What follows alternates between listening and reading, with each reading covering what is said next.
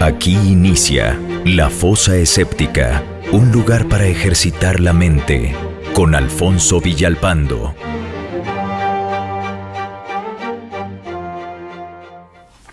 Si repasamos la historia de las religiones, podemos observar un hecho común en todos los creyentes que me ha llamado siempre mucho la atención. Me refiero al hecho de que el despistado, que cree en espíritus o en dioses, se siente inferior a todos ellos, traduciendo dicha inferioridad en una sumisión autoimpuesta. Pero ¿por qué la creencia en seres superiores tiene que implicar necesariamente una postura que rebaja la dignidad humana? La razón la hallamos en el miedo y en la ignorancia inherente en el hombre antiguo, y también en parte, posiblemente, en el instinto de conservación. Desde tiempos ancestrales, la aparición de líderes como reguladores de la disciplina en la tribu iba acompañada de esa misma sumisión. No obstante, la obediencia a la autoridad se daba por la necesidad de la sociedad de organizarse alrededor de un director de la misma, pues para evitar un caos. Poco a poco, los líderes tuvieron que hacerse de un brazo ejecutor, los ejércitos, la policía o los guardaespaldas, quienes llevaban a cabo la voluntad de la autoridad de turno, ejecutando ciegamente los castigos a los que era sometido el pueblo en caso de desobediencia. Con el paso del tiempo, la necesidad de obedecer por parte del brazo ejecutor sobrepasó los límites de lo racional, pasando a ser una máquina ciega e inexorable que satisfacía los caprichos de las autoridades independientemente de lo acertado de sus órdenes, con lo que el pueblo pasó a ser sometido por la fuerza y no tanto por una necesidad de disciplina. En el proceso de antropomorfización, el hombre primitivo atribuyó a los dioses las mismas características de los hombres poderosos convertidos en sus líderes. De tal manera que sin las relaciones de poder entre humanos, el inferior se sometía al más poderoso por miedo a las represalias, así también lo entendía en su relación con los poderes del cielo. El hombre se sometía por miedo y la sumisión se convirtió en un mecanismo psicológico que aplacaba las iras de los poderes celestiales. Dicho mecanismo, interiorizado durante milenios, quedaría arraigado en lo más profundo del hombre antiguo, pasando a ser lo que Dawkins llama un verdadero meme. El sociólogo Solomeo Paredes nos explica con más detalle esta cuestión. Adelante, señor sociólogo. Gracias, señor Villalpando. Pues esa sumisión de la que usted habla, si bien en un principio obedecía al miedo a las consecuencias que podía acarrear la desobediencia, se transformó en un abandono de la propia dignidad del súbdito, quien independientemente de la necesidad de obedecer, veía en el líder a un ser superior ontológicamente hablando. El César, el emperador, el rey, eran seres especiales de categoría superior, que merecían alabanzas y honores.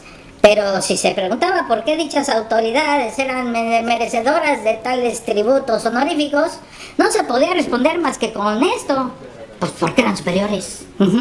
De ese modo, el hombre antiguo hizo valer su condición de paria, asumiéndola como natural, mientras que revestía la autoridad de un halo místico inefable a quien había que obedecer por el simple hecho de ser superior. Hoy resumiríamos dicha actitud en un lacónico sí, buena. Así era el asunto.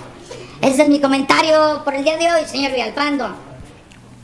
Entre tanto, siempre había algún díscolo que no aceptaba esto como moneda de uso común, pero desde el poder absoluto no le ofrecían otra alternativa, hasta que en los tiempos modernos, cuando el hombre empezó a recuperar la dignidad perdida por sus antepasados, la sociedad puso en su sitio a reyes, a emperadores y, cómo no, a los mismísimos dioses. Las autoridades fueron sometidas a la voluntad del pueblo, perdiendo los abusivos privilegios obtenidos por la fuerza en el pasado. Pero a pesar de todo, hay una gran parte de la masa que ha sido incapaz de entender que no hay ninguna justificación para la sumisión a los dioses, ni menos para humillarse ante ellos entregándoles su dignidad. El ser humano es poseedor de las suficientes características que le hacen merecedor de la condición de individuo autónomo e independiente como requisito indispensable para la plena realización física y emocional en el marco de las relaciones sociales y a lo largo del aprendizaje que le es necesario para conseguir su plena madurez. Dicha plenitud no puede darse en una sociedad en la que los principios de libertad y autonomía, encabezados por la libertad de conciencia, son inculcados por los poderes caprichosos tanto de autoridades humanas como divinas.